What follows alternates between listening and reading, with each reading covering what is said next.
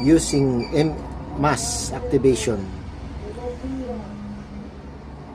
para magamit yung activation. I-assure na yung Microsoft Defender is naka-off yung yung protection niya, real-time protection. So para i-check natin dito. Then go tayo ng manage settings,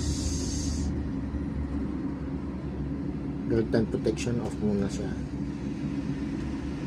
So yan.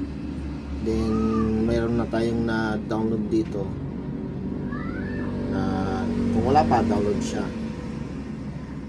So ito yan, Microsoft Activation Scripts, mas then all-in-one. Then ito yung pinaka-file, mas AIO. Double click natin yan, tapos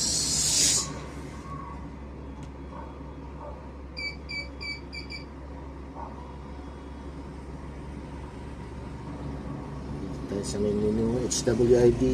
Ito pwede itong gamitin to hook. Then install Office Activation.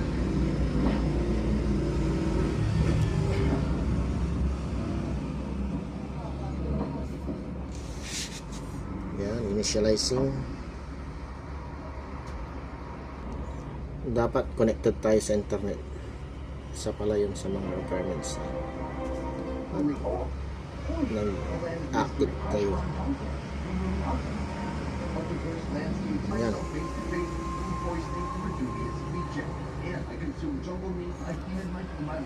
Office is permanently activated.